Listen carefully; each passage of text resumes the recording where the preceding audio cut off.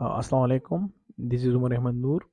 I am working as a research associate at the Earthquake Engineering Center, University of Engineering and Technology, Peshawar, with Professor Dr. Khan Shahzada. I am also pursuing my master's in structural engineering at the National University of Sciences and Technology, Islamabad. So here is my contact information. आप मुझे किसी भी time मेरे WhatsApp पे reach out कर सकते हैं या आप मुझे ईमेल भी कर सकते हैं। और पैरेलल में मैंने अपना लिंक्डइन अकाउंट भी दिया हुआ है, तो आप मेरे लिंक्डइन पे भी मुझे ऐड कर सकते हैं और आपकी कोई भी क्वीरीज हुई या क्वेश्चंस हुए तो आप मुझे उधर भी जो है ना अपने मैसेजेस भेज सकते हैं। तो इस सीरीज़ में हम बात करेंगे, ये एक आउटलाइन सा मैंने बनाया हुआ है। तो सबसे पहले हम बात करेंगे इंपॉर्टेंस ऑफ पब्लिशिंग रिसर्च, उसके बाद हम बात करेंगे कि आपने रिसर्च पेपर लिखना किस तरह है। रिसर्च पेपर का आपका आउटलाइन किस तरह होना चाहिए, जो भी गाइडलाइंस हुई मैं आपके साथ शेयर कर दूंगा। तो उसके अगर आपका बाद रिसर्च पेपर फाइनल हो जाए तो उसके बाद आपने कोई भी जर्नल है वो शॉर्टलिस्ट किस तरह करना होगा अपने रिसर्च पेपर के लिए। जर्नल शॉर्टलिस्ट करने के बाद आपने अपना पेपर किसी भी जर्नल में सबमिट किस तरह करना होगा, जर्नल्स की गाइडलाइंस जो होती है मैं उसके बारे में भी डिटेल्स में बताऊंगा। और आपका पेपर सबमिट हो जाए तो उसके बाद जो है जो रिव्यू स्टेज होता है उसका भी मैं आपको डिटेल्स दे दूंगा। और रिव्यू के बाद जो रिवीजन्स आती है हमारे पास, तो रिवीजन्स की भी जो है ना मैं आपको डिटेल्स दे दूंगा कि आपने रिवीजन्स किस तरह करनी होगी, या आपने जो रिवाइज्ड मैन्युस्क्रिप्ट है वो आपने किस तरह सबमिट करना होगा या उसको आपने प्रिपेयर किस तरह करना होगा। तो सबसे पहले बात करते हैं रिसर्च पब्लिशिंग के ऊपर, क्योंकि रिसर्च तो ऑलमोस्ट सभी करते हैं। अगर आप इंजीनियरिंग में हैं तो इंजीनियरिंग में भी रिसर्च है, अगर आप फिजिकल साइंसेज में हैं या मेडिकल साइड पर हैं तो वो रिक्वायरमेंट है, वो बेसिक रिक्वायरमेंट है आपकी रिसर्च।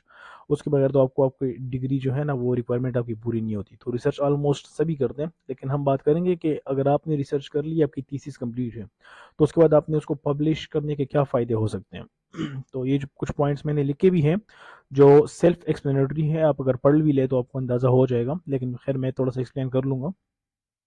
तो सबसे पहला तो ये कि अगर आप थीसिस कंप्लीट कर लें तो उसका सबसे बड़ा फ़ायदा ये होता है कि आप कुछ कंट्रीब्यूट कर रहे हैं। अगर आप थीसिस लिख के उसको पब्लिश करें तो वो चीज़ जो है वो आ जाती है ना, गूगल के ऊपर आ जाती है। तो वो जो है ना वो अगर किसी ने भी उस फील्ड में काम करना है, उस साइड पे काम करना है, तो वो रीड करेंगे, आपकी जो फाइंडिंग्स होगी उनको देखेंगे, तो आप एक कंट्रीब्यूशन कर रहे हैं। तो सबसे जो साइंटिफिक कम्युनिटी है तो उनको एक बेनिफिट वो मिल रहा होता है ना, वो आपका काम पढ़ रहे होते हैं। दूसरा उसके बाद ये कि प्रोफेशनल ग्रोथ, उससे आपकी प्रोफाइल जो है ना, प्रोफाइल इससे आपकी खुद प्रोफाइल इसकी आपकी इन्हेंस हो जाती है। आपकी प्रोफेशनल रेपुटेशन जो है ना इससे वो काफ़ी आ जाती है।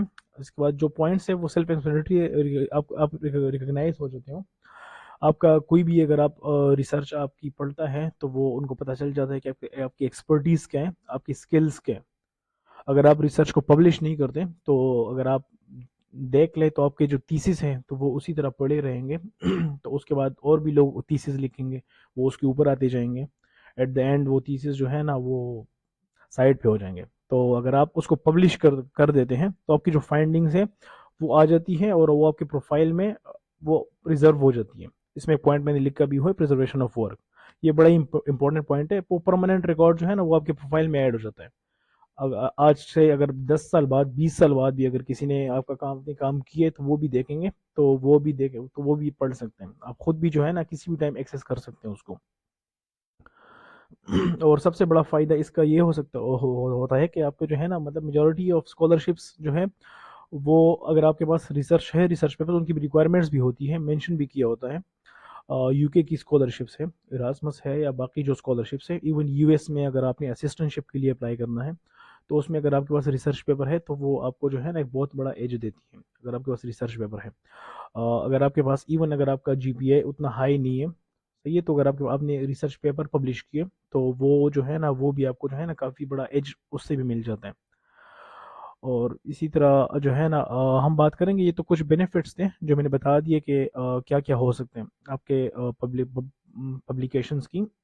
तो इसके बाद हम अगली वीडियो में बात करेंगे कि आपने रिसर्च पेपर लिखना किस तरह है, उसका आउटलाइन किस तरह होना चाहिए, उसका एब्स्ट्रैक्ट किस तरह होना चाहिए, टाइटल पे भी बात करेंगे, इंट्रोडक्शन पे भी बात करेंगे। उसमें सबसे इम्पोर्टेंट जो सेक्शन होता है किसी भी रिसर्च पेपर में वो होता है रिसर्च गैप, कि अपनी रिसर्च गैप किस तरह लिखना होगा, वो अपनी लिटरेचर से निकालना किस तरह होगा, उस पर भी हम बात करेंगे। कंक्लूजन्स की बात करेंगे और इसी तरह रेफरेंसेस की भी बात करेंगे कि आपने रेफरेंसेस किस तरह देनी होगी। और इंशाल्लाह हम एक सेशन मेंडले पर भी करेंगे, मेंडले पर, क्योंकि जो मेजोरिटी ऑफ जो भी स्टूडेंट्स हैं उनको ये मेजोरिटी को पता होता भी है और मेजोरिटी को पता भी नहीं होता कि आपको जो है ना साइटेशंस किस तरह करनी होती है।